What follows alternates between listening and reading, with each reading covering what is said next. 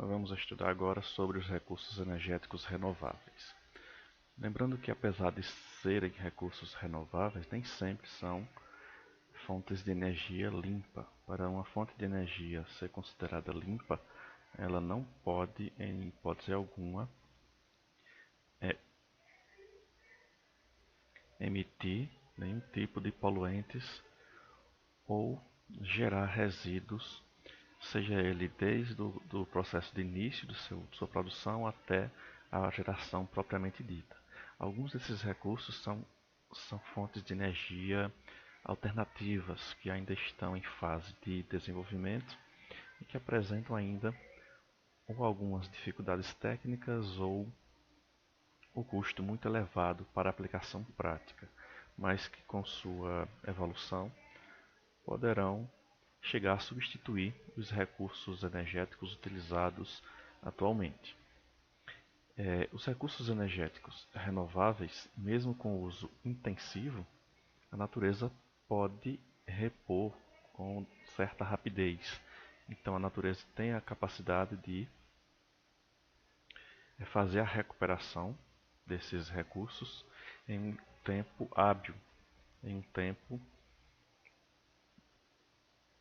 que não precise milhares ou milhões de anos para se recuperar. Por isso é denominado renovável, porque na medida em que é utilizado, a natureza repõe nesse mesmo intervalo de tempo. Vamos iniciar com a energia hidráulica. Energia eólica, energia solar, energia geotérmica, energia da biomassa e a energia dos mares. Então são os seis principais tipos de recursos energéticos renováveis que podem ser utilizados e aproveitados para a geração de energia, seja ela para produzir eletricidade ou utilizada como energia térmica ou mecânica. A energia hidráulica, como definição, é obtida pelo movimento das águas dos rios. Então, os rios possuem uma correnteza. Quanto mais íngreme for o terreno que o rio corre, mais forte é a correnteza desse rio. Por isso, é indicada a utilização de captadores desse tipo de energia em rios de planalto. Os rios de planície têm um curso muito lento, por isso não é indicado para a geração de energia hidrelétrica e nem energia mecânica. Este movimento é aproveitado como energia mecânica, é a força das águas que vão empurrar os rotores das usinas hidrelétricas ou os moinhos de água para produzir eletricidade através da construção de barragens que vão represar a água e a partir daí facilitar a captação da força do movimento das águas. Como vantagens, a energia hidrelétrica não emite poluentes para a atmosfera, pois utiliza apenas a força da água. E além disso, tem outros benefícios associados, como abastecimento público de água, pois vai haver o represamento dessa água, vai construir barragens e essa água pode ser utilizada para abastecer as cidades, pode ser utilizada como irrigação, pode ser utilizada também para criar zonas de lazer voltada para a recreação em água e também controle das cheias, permitindo assim que os rios não causem alagamentos nem inundações nas regiões próximas às casas. Como desvantagens, da energia hidrelétrica, as barragens impedem o fluxo natural de sedimentos, o que agrava a erosão das zonas costeiras. Então, a utilização de usinas hidrelétricas não corresponde a uma fonte de energia limpa. Ela é não poluente em relação à atmosfera, mas ela apresenta alguns impactos ambientais, como por exemplo, agravar a erosão das costeiras, pois impede o fluxo dos sedimentos para que na costa, para encher a areia da costa, das regiões costeiras. As barragens afetam negativamente a fauna, sobretudo as espécies de peixes que migram ao longo dos rios. Então, os peixes que precisam subir o curso do rio para a reprodução são afetados, pois não tem como eles subirem na barragem. Então, muitas espécies de peixes aí ficam prejudicadas, até pode ocorrer a extinção de determinadas espécies. Além disso, as barragens, além de ser muito caras a sua construção, ocupam uma área muito grande de terreno, provocam inundações de vegetação, morte de animais por alagamento no momento da sua construção, além de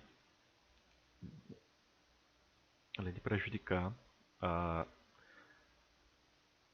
as sociedades que moram próximas aos rios. Como usina hidrelétrica, nós podemos citar aqui a usina de Itaipu, que é a segunda maior usina hidrelétrica do mundo. Possui uma vasta área alagada para a construção da represa. Também temos aqui no Nordeste a usina de Xingó, que também é uma das maiores do Brasil, que apresenta uma geração muito grande para o Nordeste. E a energia hidrelétrica também pode ser utilizada em moinhos d'água, com a utilização de uma roda d'água que gira com a força da correnteza. E com isso, vai girar um moinho aqui dentro para que os moradores possam moer grãos, como milho ou trigo. Esse é o funcionamento de uma usina hidrelétrica. Então ocorre a construção da represa, a água fica represada e vai percorrer uma tubulação para a partir daí entrar em um redemoinho, uma turbina. E essa turbina é ligada ao gerador. Então a turbina vai ser girada com muita força e violência através da velocidade da água, que vai ser escoada para o outro lado da represa. E esse gerador vai começar a gerar energia elétrica na casa de força. Essa energia vai ser transformada em alta tensão para que possa ser transmitida através das linhas de transmissão para as cidades e para as nossas casas. E aqui nós temos o funcionamento de um moinho d'água, utilizando a roda d'água, que é movida através da força da correnteza natural da água. Então essa forma de aproveitamento da força do rio não causa nenhum tipo de resíduo. Então essa força é transmitida através de alguns eixos para os moinhos, que são construídos com pedras, para que a partir daí possa moer os grãos utilizados nessas cidades que utilizam. Então ainda hoje se utiliza bastante esse tipo de aplicação, principalmente em fazendas tradicionais na Europa. A energia eólica, que é utilizada para aproveitar a força dos ventos, para transformá-la em algum tipo de energia. Por definição, é produzida a partir da força dos ventos e pode ser aproveitada para produzir eletricidade através dos parques eólicos ou para o aproveitamento da energia mecânica, da força mecânica com o moinho de ventos e também bombeamentos d'água. A exemplo dos moinhos de água hidráulicos, os moinhos de vento também são muito utilizados ainda em locais tradicionais na Europa. Como vantagem, não há liberação de poluentes atmosféricos na produção da energia elétrica, pois ocorre o aproveitamento apenas de sua força. Não há nenhum tipo de resíduo que é jogado para fora durante a produção, seja ele sólido, líquido ou gasoso. No entanto, algumas desvantagens dos parques eólicos que ocupam uma área muito grande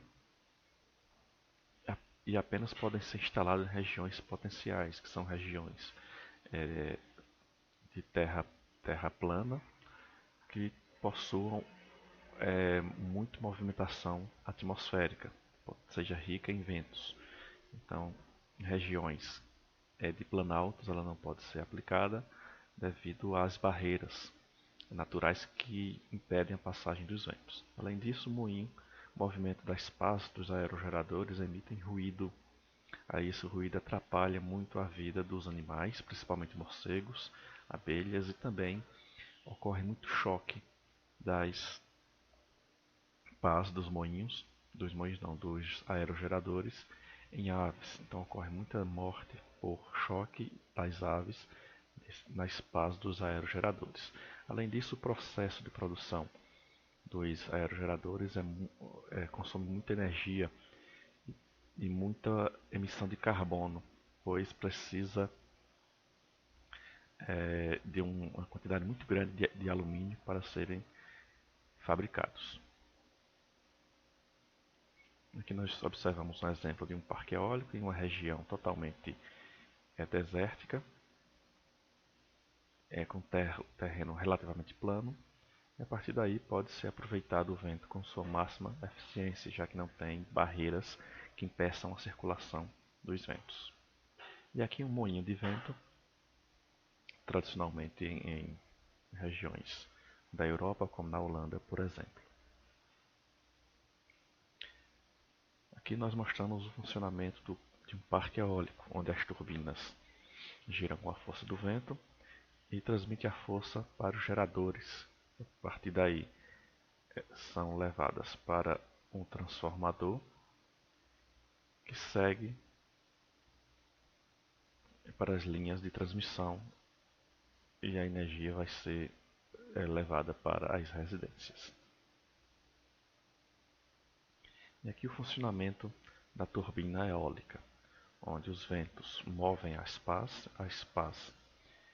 movem uma caixa de engrenagens de redução de engrenagem, qual aumenta a velocidade para transmitir através de um eixo para o gerador.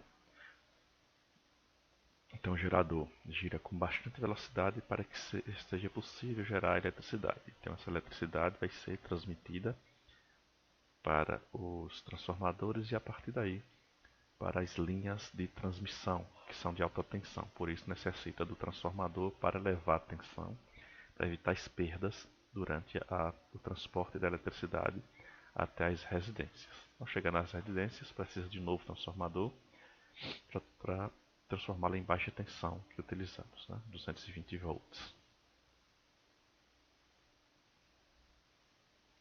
Esse é o movimento dos moinhos de vento.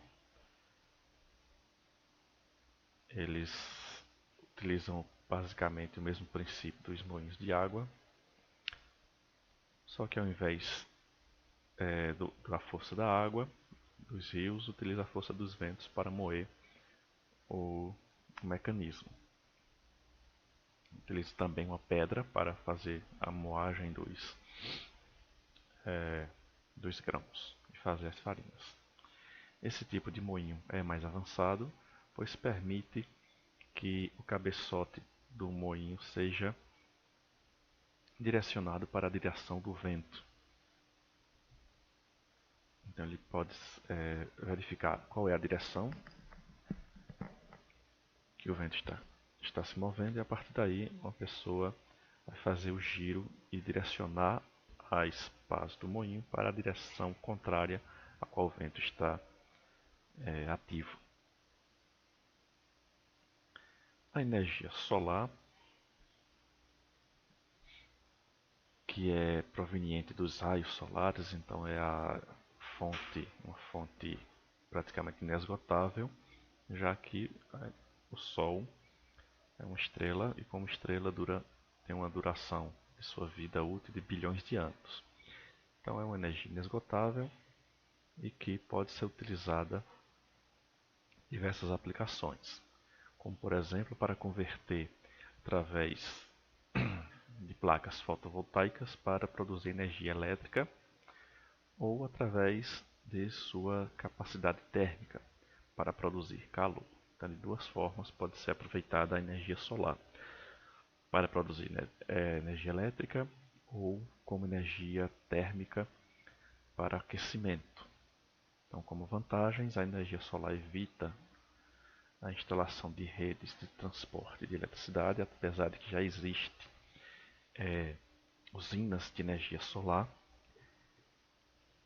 que ocupam uma vasta área e transmite diretamente a eletricidade para a rede, apesar de que não há necessidade se for uma microaplicação, uma microusina residencial. Então, pode ser aplicado nos telhados das casas para evitar assim, a instalação nas redes de transmissão da eletricidade. Além disso, permite o fornecimento de energia em certas zonas isoladas.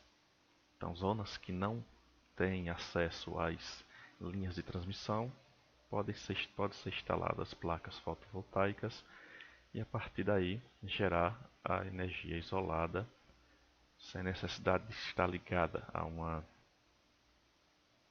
rede. Os sistemas de aproveitamento de energia solar não emitem nenhum tipo de poluentes, nem atmosférico, nem ruído e também nem resíduos sólidos ou líquidos.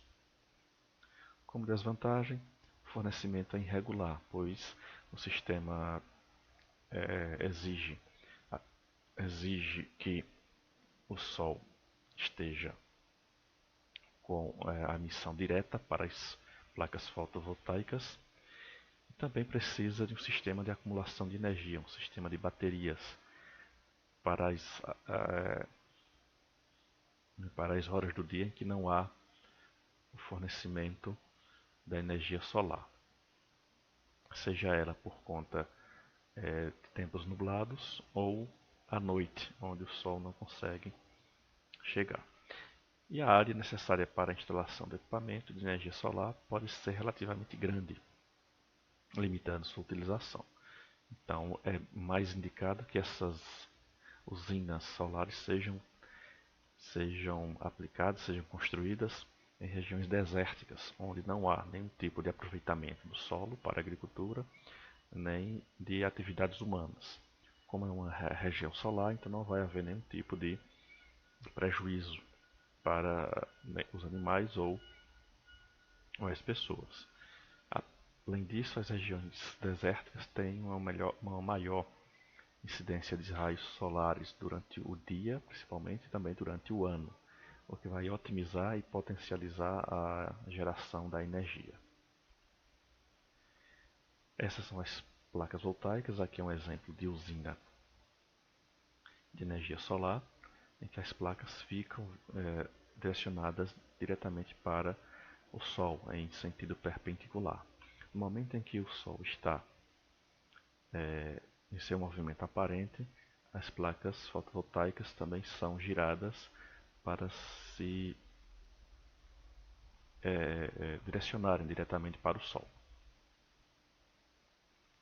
E aqui uma outra forma de aproveitar a energia solar, que é através dos aquecedores, onde tem uma placa de transmissão da energia térmica e o trocador de calor, que vai trocar a, a água fria pela água quente e aí pode ser transmitida para a casa toda a água aquecida. E aqui nós temos o funcionamento da placa fotovoltaica. Então, a placa fotovoltaica não funciona a partir do calor emitido pelo Sol, mas sim pela energia luminosa, pelos fótons, né? Apenas pela luz, a luz solar, que atinge essa placa de silício. Então, antes da placa de silício tem placa de vidro, uma placa antirreflexo para aproveitar a absorção da luz ao máximo. E tem duas placas aqui de silício, silício tipo P e silício tipo N, a qual o silício tipo P vai ter um excesso de elétrons, então esses elétrons aqui eles são instáveis e que com a incidência da luz solar eles se soltam e vão para a outra placa tipo N. A partir daí ocorre a circulação dos elétrons e a geração da energia fotovoltaica.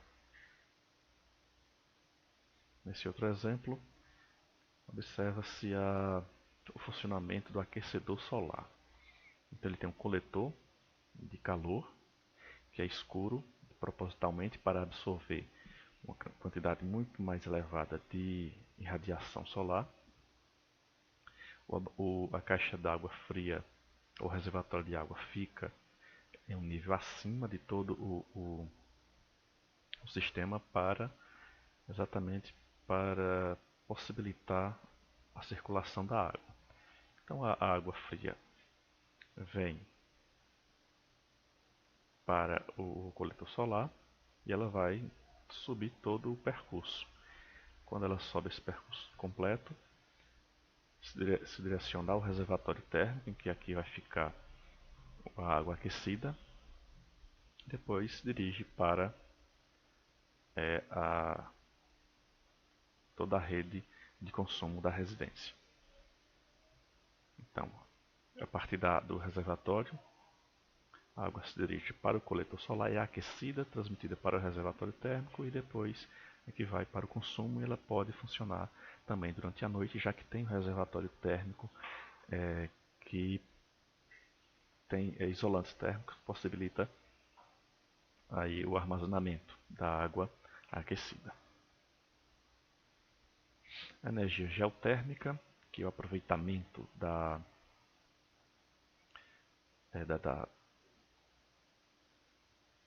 altas temperaturas das camadas mais inferiores da Terra, que é utilizado principalmente em regiões com incidência vulcânica, onde o magma está mais próximo à superfície. Então, como definição, a energia geotérmica baseia-se na utilização da água e do vapor de água aquecidos pelo calor do interior da Terra.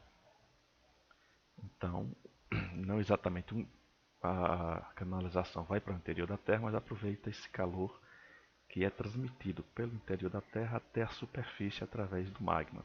Então, em regiões vulcânicas, onde o magma está mais próximo à superfície, essa fonte de energia é bastante utilizada. Então, é aproveitada para aquecimento de habitações, estufas ou para a produção de energia elétrica. Então, tem várias aplicações a energia geotérmica. Como vantagem, nós temos aí a energia elétrica é produzida com liberação mínima de poluentes atmosféricos, e mesmo assim, esses poluentes atmosféricos que já saem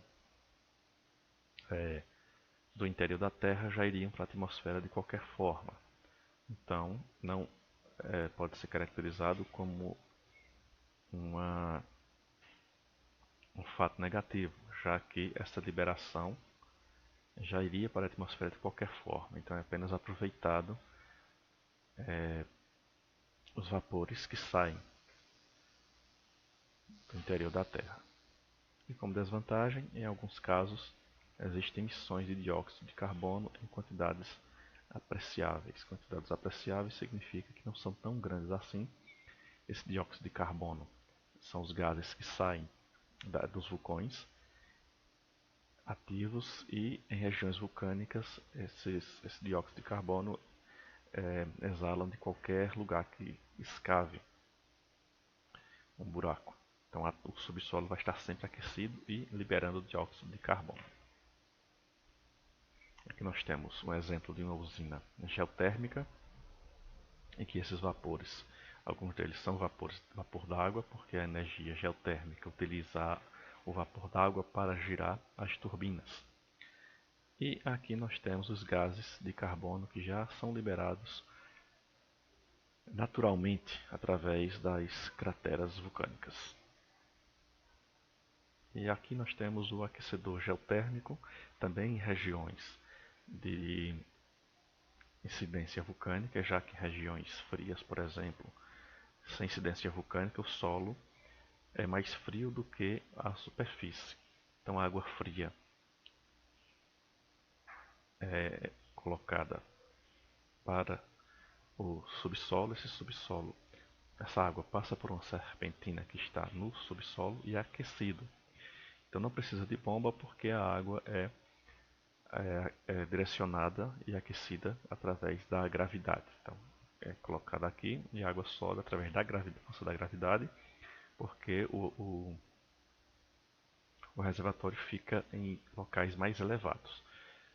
Então a água desce, aquecida, depois sobe e é distribuída para a residência já aquecida, economizando assim energia elétrica.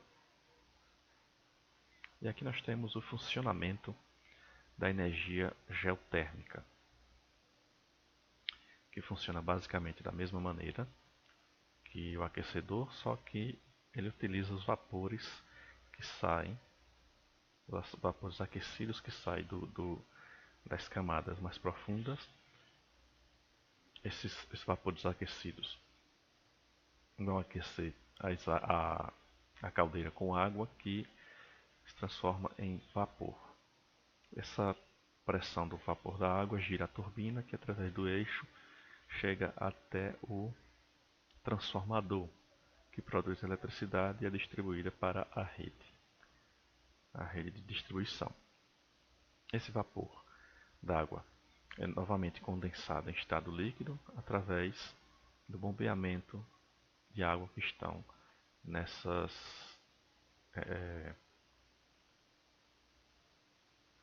nessas torres aqui.